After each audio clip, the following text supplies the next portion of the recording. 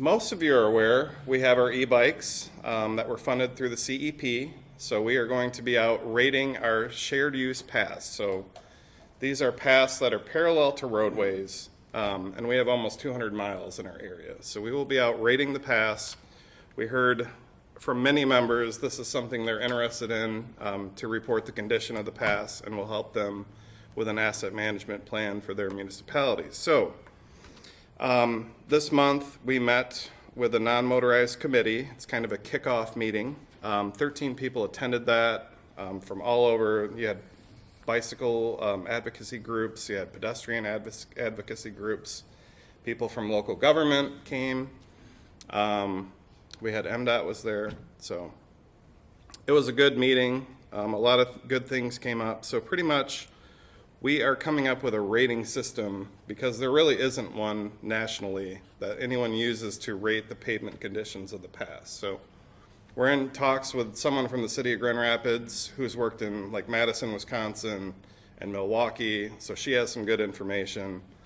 We've read documents from Montana where they went out and rated their paths. So we're really going to try to base it off the PASER rating system for roads. It looks like the technical advisory committee is looking at a 1 through 5 rating. That's what they want to do. So I think we're going to go with them. And then we just need to identify what's a 1 through 5. So 5 being the best, 1 being poor. And then when we're out, we're also going to be checking out the width of the path, what type of material it's constructed of. We're going to check for bridges, retaining walls, and then ADA compliance. So me and Alec and Jason will be out. If you see us, we have helmets, we have vests, so we have all our PPE, so we're ready to roll. The bikes are fully charged, and we were thinking maybe spring, but if this weather, we could go pretty soon, I think. Maybe. Yeah, Eric wants to go on Thursday when it's a high of 32. Yeah. And I said, I don't like sweating. I was so, like, let's wait that just a little bit longer, please. But also we will be holding meetings with all 9 municipalities that we represent to really make sure we get the inventory down.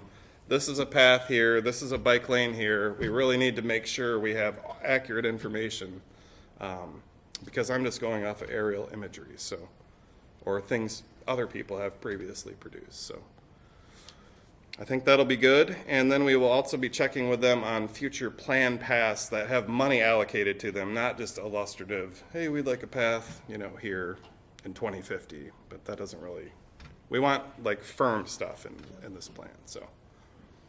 What's your target date for completion? So we want to have the non-motorized, the new update, so this will be a 10-year update because the last one was 2014. We hope by the end of the year. And then we hope to have the path ratings. I think we're thinking 10 miles a day because anything more than that and things start to hurt. So 10 miles a day, maybe 20 times. Yeah, and we'll just have to coordinate that logistically, but we'll get it done. Yeah, we think it's going to be a robust document that'll show a really good snapshot of what our system looks like, what condition it's in, where the gaps are, and then with that information, that should really help our members if they'd like to go after grant money or if helping them develop their CIP for what their plans are, or ask us to go after grant money on their behalf. I think then tying that into some of the safety action planning and some of the other things that we're looking at, I think we're going to be able to tie it together really nicely with all the work we're doing. And then on the back end too, we're also documenting where sidewalks are. We're not going to rate sidewalks, but we need to know where they are, which municipality owns how many miles, etc. And then paved shoulders and bike lanes too. So we won't be rating those this time around because 200 miles on a bike, that's going to be a lot of work, and with a clipboard, and it's going to take some time. So this time around, we just won't have the time to do all the other things. How is this project funded? And then the other question is, what's your results? What do you think the grant money pot will be? So right out of, I'll jump in real quick. Yeah, so with our unified work program, we already have approved non-motorized planning and other outreach activities. So this is covered under that normal grant. We could go after a consultant and try to bring in somebody to help us, but I think we can do it in-house, so we're hoping to use just in-house staff that's currently budgeted in our work program under those public outreach and non-motorized categories. We think that what kind of money is out there, I think the feds had a lot of money set aside on the grant side of things. And if we have the right plan and the right information, the right outreach, and we can put that together, I think there's a lot of money out there that we can go after. So I don't know what it is, the ceiling, but yeah, I think with the IIJA was billions of dollars. That's the great money that's out there. Not just non-motorized, but it's for pretty much anything transportation related. Yeah, I think that's a $5 billion law. So over Yeah, 5 there's years. $1 billion a reconnecting year. communities, the raise grants, there's several categories. And I think we're still finding some categories that, I haven't read the whole, but every month something comes out, there's a new notice of funding opportunity out there.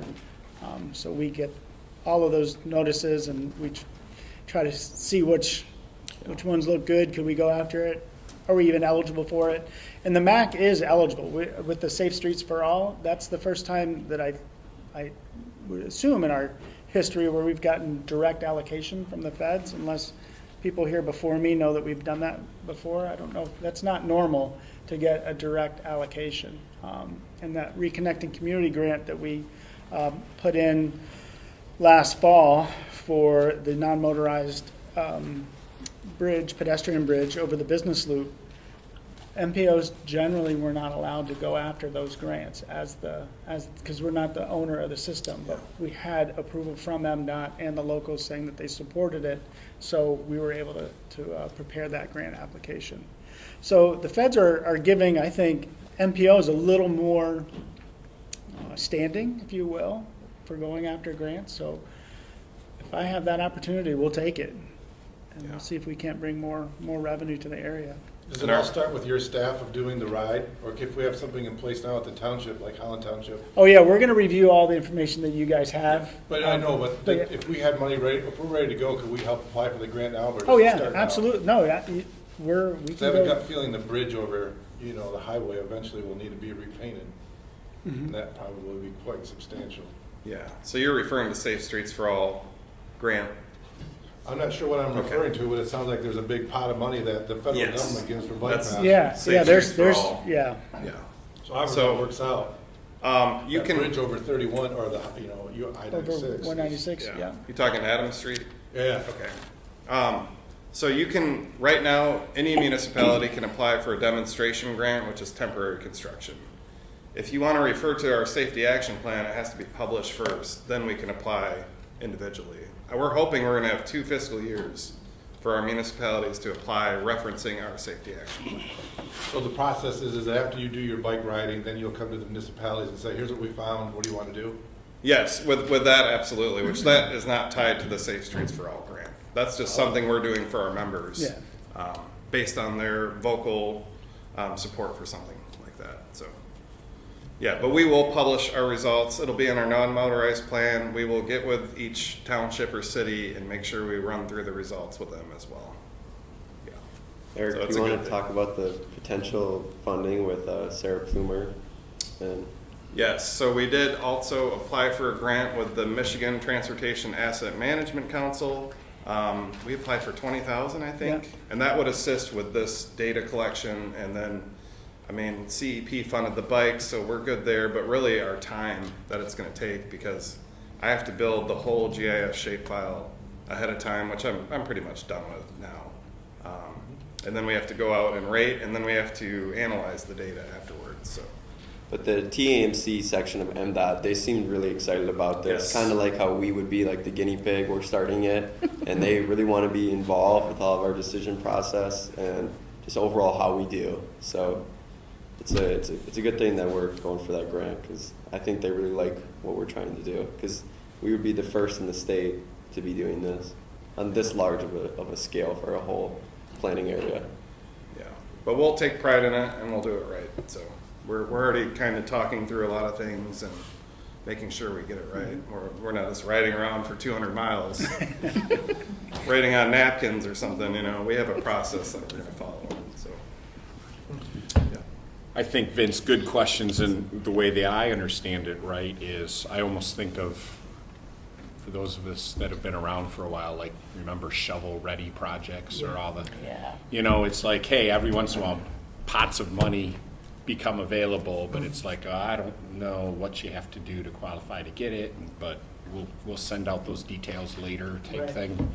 And then all of a sudden, here's the details, and you have 3 weeks to submit a grant, right? So I think what I'm envisioning strategically that you're doing is we're going to make sure that we have a lot of really good data that's substantiated so that when an opportunity comes up, we can have a better than average application to increase our probability of getting money flowing back into the region. Absolutely. Does that capture it? That does. Very well. Once in a while, one time a day. Yeah, and at the end of it, we will have a solid non-motorized plan, which we will update regularly. We don't know when, but definitely less than 10 years, so maybe either every 5 years or something like that. So we'll have that solid non-motorized plan for the whole region. Then we have the safety action plan that us and the consultants come up with for the feds. So you have 2 great documents to refer to in the future. And also on our steering committee for the Safe Streets for All grant, for the safety action plan, we will have representatives from Ottawa and Allegan County road commissions, as well as Holland and Zeeland. So the owners of the network are gonna have a big voice in things, so. At the bare That's minimum, exciting. we're including those 4. It's really exciting. I appreciate you guys doing that. Like, the Yeah. township doesn't use grants very often, so Yeah. it's kind of new to us. No, this is good. We wanna be the best, right? Yeah, we want to Start be in the best. Michigan and then go national, right? That's exactly it. That's what we talked So, about. if anyone has any questions, I can answer them for them.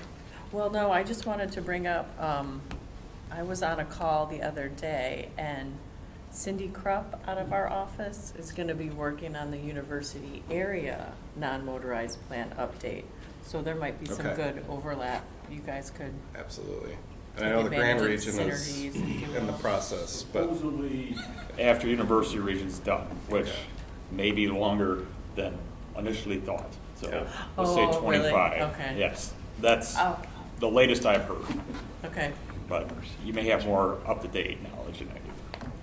So, I think they have their hands full. The biggest thing we found with the non-motorized is what's this called? It's called here something different, then over here it's called something different. So we're rating side paths, which are a subcategory of shared use paths. The side paths are generally parallel to roadways. So versus a side path in a park, we're not going out to rate park paths at this moment. Maybe down the road if we have time, but that's kind of a back burner thing. Some people have expressed interest in paved shoulders, rating those. That's something we might look at, but I think for now, just to get this started, we're just gonna start with the side paths. So, yeah. Other than that, no other questions? All right.